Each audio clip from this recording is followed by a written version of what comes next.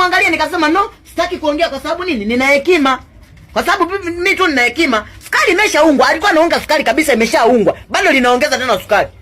Alikuwa anahisi hapa anakaa ni kiwanda cha sukari. Kwamba tu baba yetu anatafuta hela, yeye anakula tu. Maandazi tunasema matatu linaongeza.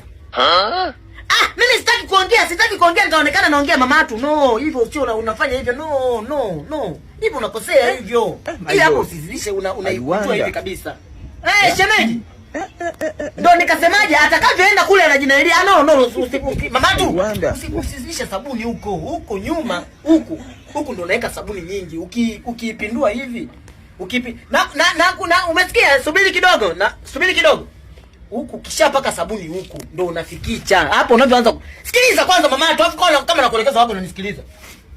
Shemeji. Atakavyoenda kule atajifunza. Hapo ndo hapo sasa ndo fikicha hapo. Hapo ndo fikicha. Atakavyoenda kule atajifunza kwa sababu gani? Mimi nimekaa naye hapa. Tulishindwana kabisa. Hata mke wangu akasema hivi hata hivyo baba yetu ni kwa sababu tu hekima yako. Umekaa na huyo mdogo. Ukisha paka sabuni, usiitumbukize kwanza kwenye maji.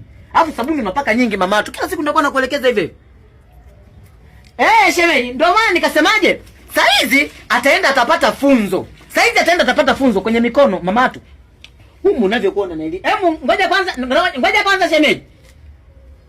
Ndakupigia mwenyewe unavyokuwa unaibinua huku. Umeona humu kwenye hizi tindo. Humu kwenye tindo ndo unafikisha unaweka na sabuni. Sasa wewe unaanza kwanza chini alafu suruali unaanza kufua mamatu. Kila siku waga nakuelekeza unavyoanza kufua suruali. Anza kwanza humu. Wenzako waga wanapaka kwanza humu sabuni. Unafua humu unamaliza ndo unaanza huko chini. Hiyo suruali ni mpya tu hiyo. Alafu namna unavyofua ndo maana inaigi kupauka. Ninavyokuelekeza unanitolea macho. Wewe kila siku nitakuwa nakuelekeza mama tu. Wewe kila siku nitakuwa nakuelekeza hizo kazi. Wewe hata kukua tu hiyo suruali na kushinda. Wanaongeza kwa wanakushindaje wewe? Unazidisha mama tu. Yaani usifanye hivi. Umeona angalia hivi. Ukishaikumbatia. Hebu kwa kama unaikumbatia. Yaani ikumbatie. Alafu unakuwa unafikiria usikamue, yani ikumbatie hivi.